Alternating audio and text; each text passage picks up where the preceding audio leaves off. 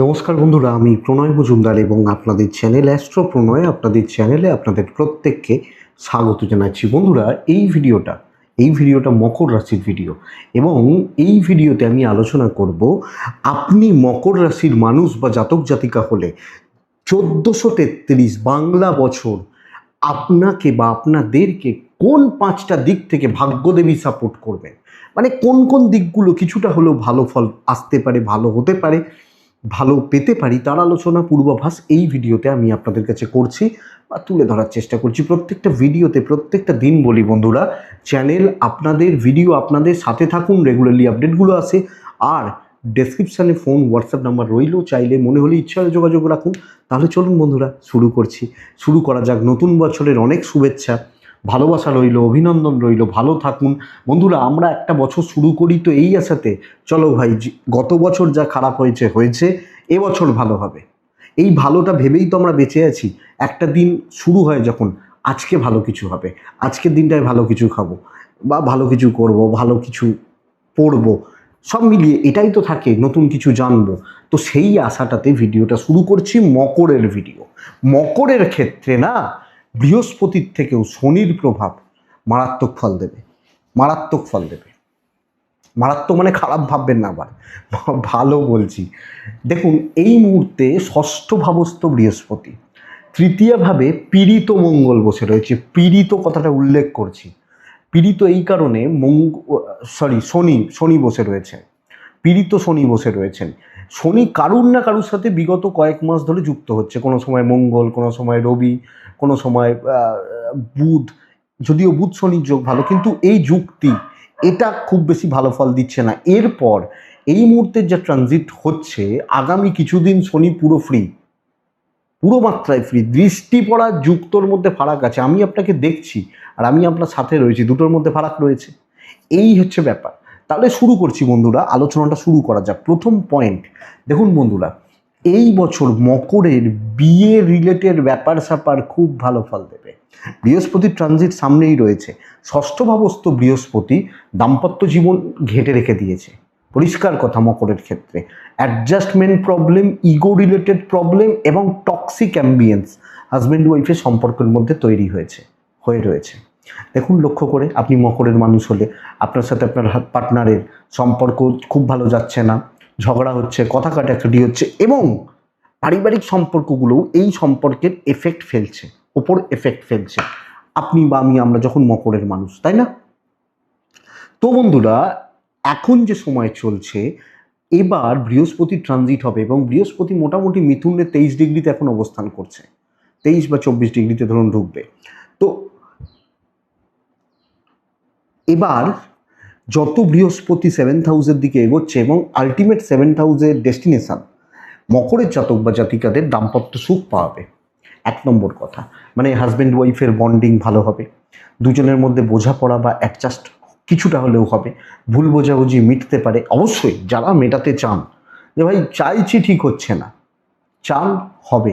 এবং বন্ধুরা, যারা সেপারেশনেও ছিলেন না, যদি একটু চেষ্টা করা যায়, সম্পর্কের মধুরতা তৈরি হচ্ছে। হয়তো ওয়াইফ বাপের বাড়ি ছিলেন 3 মাস ধরে, কোনো অসুবিধা ছিল, বসবো, আলোচনা করব, মিটতে পারে।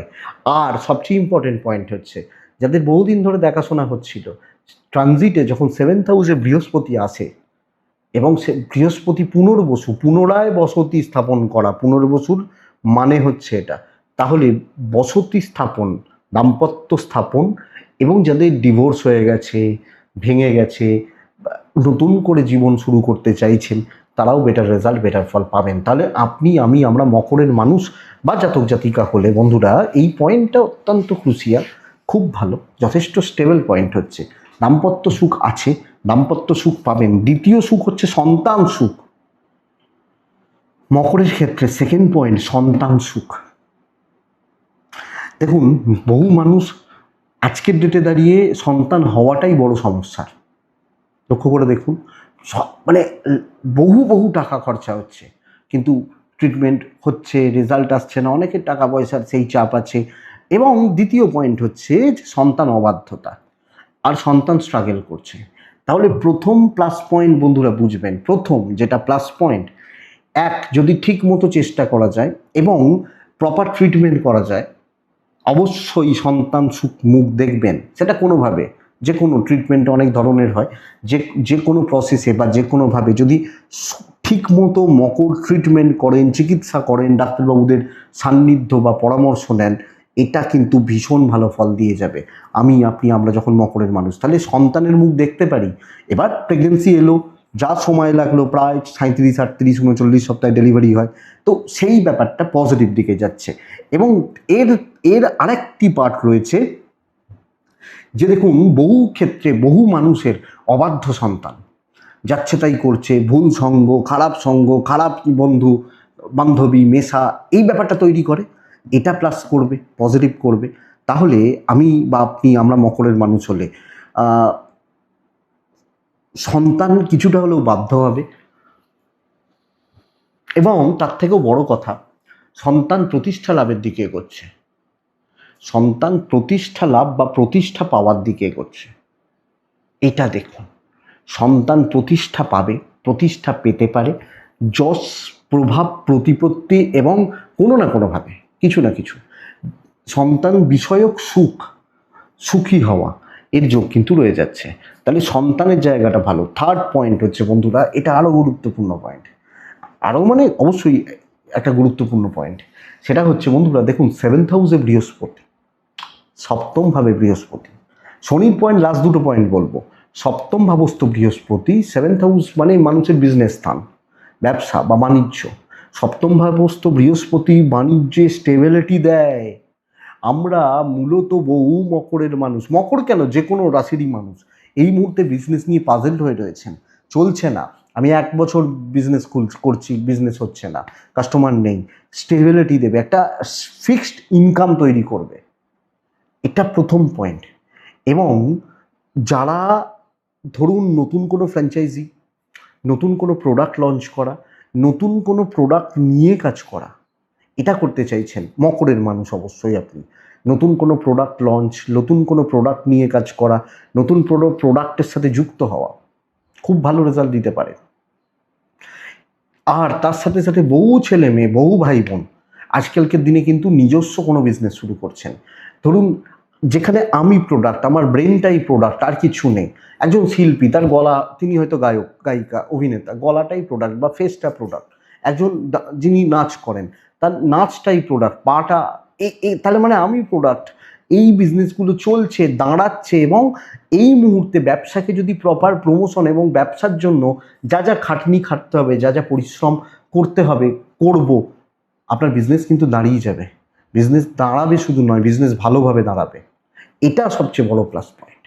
তাহলে বন্ধুরা, মকর খারাপ, মকর রাশি খারাপ, মকরের সব খারাপ এই না করে ব্যবসাকে বড় করার, ব্যবসাকে ভালো করার, ব্যবসাকে তুলে ধরার আমরা চেষ্টা করব, ভালো হচ্ছে।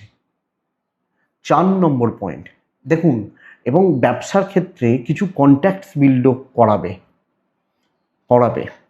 তো ওভারঅল ব্যবসার জন্য যেগুলো দরকার, সেই জিনিসপত্রগুলো কিন্তু রেডি হবে। 7th বৃহস্পতি স্থিরতা দেবে।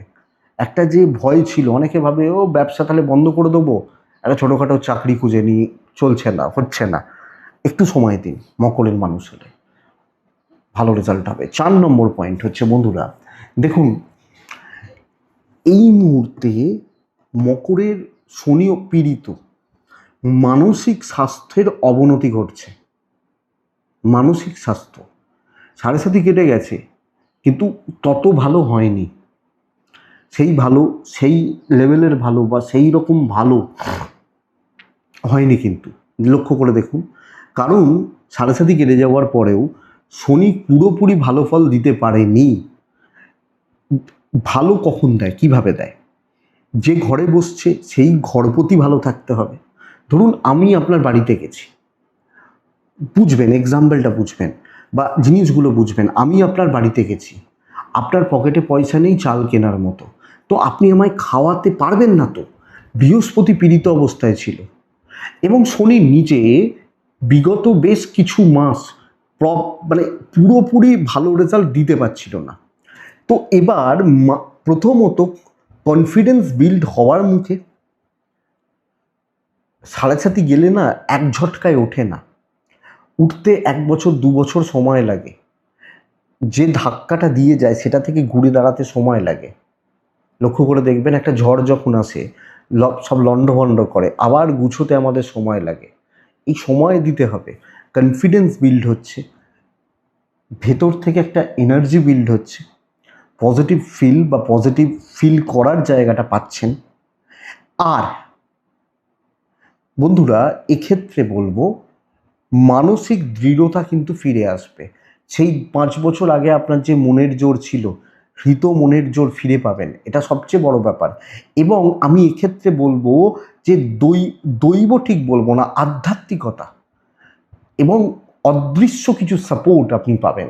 তাহলে একটা যে কাজ করার ইচ্ছা, সম্ভাবনা, ভালো কিছু করার প্রবণতা, এই দিকগুলোকে কিন্তু আমি আবার রিফিল করতে পারছি, মানে ফিরে পাচ্ছি। এটা সবচেয়ে বড় পয়েন্ট, এটা বুঝতে হবে। এনার্জি এক কথায় এনার্জি মেকিং ব্যাপারটা হচ্ছে, এই প্রসেসটা যাচ্ছে আপনি যখন মকরের মানুষ।